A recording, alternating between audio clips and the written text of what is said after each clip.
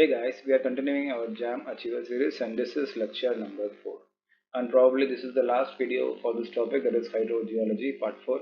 And here are some of the references for your preparation. Welcome to my channel Success Guru and myself Panchanadam, and let's get into the heading. So today's first topic of discussion is the springs. A spring is a concentrated discharge of groundwater appearing at the ground surface as a current of flowing water. So this is the shortest definition for the springs. Springs, we can simply say it is the discharge of groundwater to the surface, or a groundwater when comes to the surface by natural flow, it is called as a spring. And it has been further classified according to the cause, rock structure, discharge temperature, and the other things. Okay. So this is what a spring is, and Bryan divide all the spring into two broad categories. The first one is the result of non-gravitational force, and the second one is the result of gravitational force. So on the left hand side you can see a spring which is a non-gravitational spring. Okay, you will see what it is. Okay, so under the first category, that is the result of non-gravitational force, that includes volcanic spring associated with volcanic rock, and fissure springs resulted from fractures extended to the great depth of the earth crust, and such springs are usually thermal. And actually we had made a detailed video on this type of springs, that is the hot springs, geysers and fumaroles. I will share the link in the description. If you want, you can cross check that video. So now we are going to continue with the gravitational springs. Okay, that is the spring that forms due to the gravitational force. So there are categorized into four. The first one is the depression spring. Okay, you can see the image here. So this spring form when the groundwater table reaches the surface, right? So there will be seepage of water from the ground towards the surface. So such a type of spring is called as depression spring, which is caused due to the depression of the landform here, or which is due to erosion. Okay, so this is the first category of spring. The second one is the contact spring, that is created by permeable water bearing formation overlying a less permeable formation that intersects the groundwater flow, or here that intersects the ground surface. So you can see here these are the two permeable rock formation. Okay, and here are some of the impervious layers. So what happens here, when the rainfall takes place here, the water will recharge, that is get into this permeable layer. But as there is an impervious layer, the water can't move down this way. So what happens, the water will try to seep out from the contact zone between the pervious and impervious layer, and such a type of release of groundwater to the surface is called as a contact springs, which is formed due to the contact of the two different permeable nature of the layers. Okay, and yes, the third one, that is the artesian spring. Okay, so it is somewhat nearly same as the first one, but here the case is different. What is the difference is that when the groundwater reaches the surface, then it is called as a depression spring. But here what happens, the piezometric surface, right, that reaches the ground surface, that is due to some external force or some fractures or faults. Okay, so here you can see in this image there is a faulting takes place where the impervious layer and pervious layer that has contact with one another, and as the piezometric surface is very high, that is it reaches the surface, then it forms a spring. So this type of springs are called as artesian springs. And the last category is the impervious rock springs. Okay, so this acts as like tubes. Okay, so what happens here, these are the fractured rock which is impervious in nature.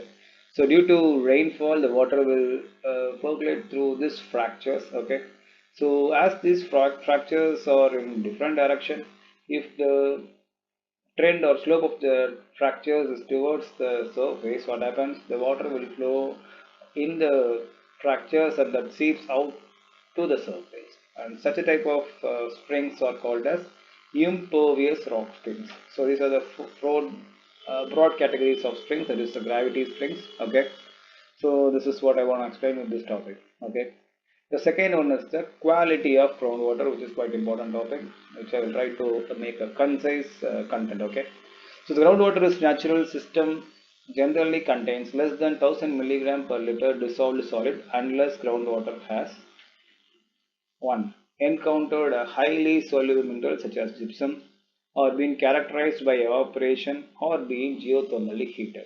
So in general, the groundwater contains any material that is, say, in the concentration less than 1000 milligram per liter.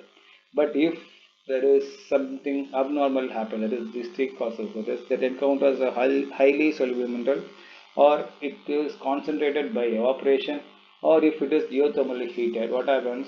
The concentration amount of concentration may increase. So that changes the quality of groundwater. Okay. So the naturally groundwater generally occurs dissolved constituents by dissolution of aquifer gas, the first thing, that is the gas that is present in the aquifer rock. Then second one is the minerals and salts that is present in the aquifer. So consequently, soil zone and aquifer gas and the most soluble minerals and salts in the aquifer generally determines the chemical composition of the groundwater in an aquifer. So this is what it is actually, right? So if there is an aquifer and whatever the constituent it has, actually that determines the quality of the groundwater. So this is what it is.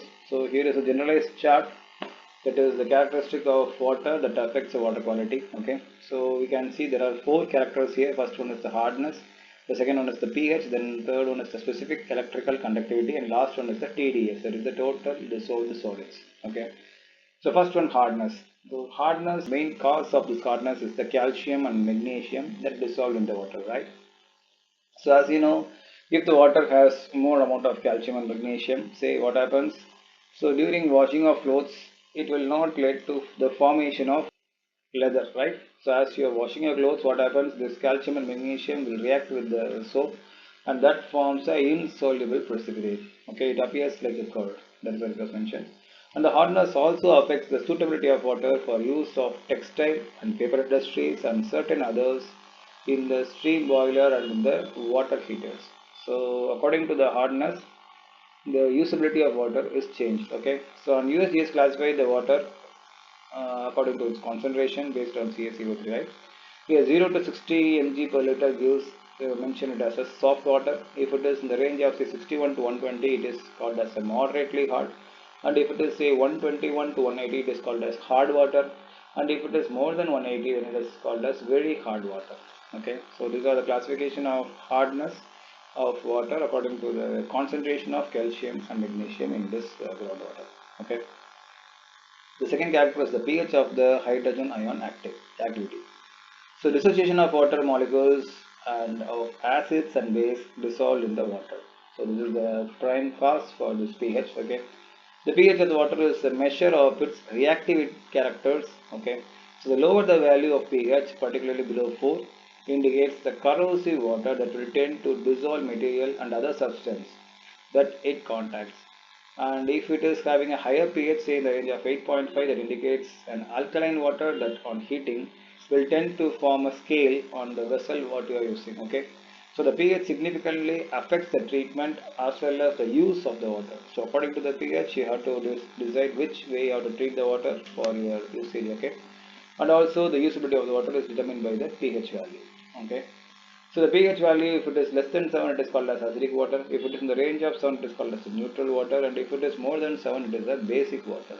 Okay, this is what we study in our schools. Okay. The third character is the specific electrical conductance, the substance that forms ions when dissolved in water. That creates the specific conductance of the water. As you know, if there is more substance in the groundwater, right, there will be higher conductivity, and if it is say less in concentration, then you can simply say the conductivity will be very less. Okay, so this is what significance of this specific electric conductance. And conductance value indicates the electrical conductivity in microohms of say 1 centimeter cube of water at a temperature of 25 degrees Celsius. So this is what it is. It is how it is determined. And the last character is the total dissolved solid, or simply called as TDS. And this is the mineral substance dissolved in water. Okay, so this includes all, that is say hydrogen or calcium or magnesium, all those things comes under this heading. Okay, the total dissolved solid is a measure of total amount of mineral dissolved in the water, and it is therefore a very useful parameter in the evaluation of water quality. So this determines the water quality, or we can use this character to evaluate the water quality. So water containing less than 500 milligram per liter is preferred to be a domestic use and for many industrial purposes. And USGS classify water according to the TDS as, say, if the TDS is less than 1000, it is called as fresh water. If it is a range of say 1000 to 3000, it is called as slightly saline. If it is in the range of say 3000 to 10,000, it is moderately saline, and if it is more than 10,000 to 35,000, it is very saline, and if it is more than 35,000, it is called as brain water, which is more than saline, right? It is equal to the salt in the seawater, okay? It is somewhat like that. Is that clear? Okay. Then we will move to the last heading of this hydrogeology, okay? And the heading is salt water intrusion, okay? The salt water is the most common pollutant in the fresh or groundwater. The intrusion of salt water occurs where the saline water displaces or mixes with the fresh water in an aquifer. So this is what it happens. So what happens when you are in the coastal region or when you are near the coastal region, what happens? The aquifer will be ending at the ocean, right? And if there is say exploitation in the aquifer, what happens? The what do you call, the force or the mass of the fresh water that is in the ocean, near the ocean, will be reduced, and at that case what happens, the saline water in the from the ocean will move towards the land, and such a type of saline water or ocean water moves into the land is called as sea water intrusion, okay? So this phenomena occurs in deep aquifers with the upward advance of saline water of a geological origin. So, and the second one is the shallow aquifer from surface water discharge, and the last reason is the coastal aquifer from an inversion or invasion of the seawater. So these are the possible three causes for the saline or salt water intrusion. Okay, the interrelation of the two miscible fluid in the porous media have been studied extensively, both theoretically and in the field condition, okay? And the management technique that enables the development of freshwater and at the same time control of the saline intrusion is the prime interest of the Gaiban-Herzberg relationship. So now we are going to see what is Gaiban-Herzberg relationship between the fresh and saline water, okay? So around more than 100 years ago, two group of investigators working independently along the European coast found that the salt water occurring underground, not at sea level but at a depth below the sea level of about 40 times the height of the fresh water above the sea level. So this is what they find, and they are actually created some sort of relationship, or they are explained in this theory, okay? So in Gaiban-Herzberg relationship, what he was explaining is the distribution was attributed to the hydrostatic equilibrium exists between the two fluids of different density. The equation derived to explain the phenomena is generally referred to as Gaiban-Herzberg relationship after its originator. Okay. So what they are explaining is the hydrostatic balance between fresh water and saline water can be illustrated by YouTube. Okay, so this is the YouTube here present in the image there, right? And the pressure on each side of the tube must be equal. So therefore, rho S Gz is equal to rho F G Z plus HF, where rho S is the salinity density of saline water and rho F is the density of fresh water. G is the acceleration due to gravity, and Z and H are mentioned as in the image. So you can see this is the Z, that is the depth of fresh water, and HF is the amount of fresh water that lies above the sea level. Okay, so this is what the equation is. So if you want to solve this Z, what you will get is Z is equal to rho F by rho S minus rho F into HF. So this is the short form for this, which is the Gaiban-Herzberg relationship for typical seawater, that is say rho S is equal to 1.025 grams per centimeter cube and rho F is 1 gram per centimeter cube.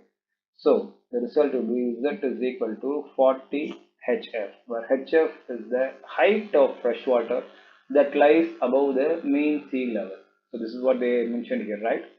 That is the depth of the saline water below the fresh water will be 40 times the height of the fresh water that lies above the sea level.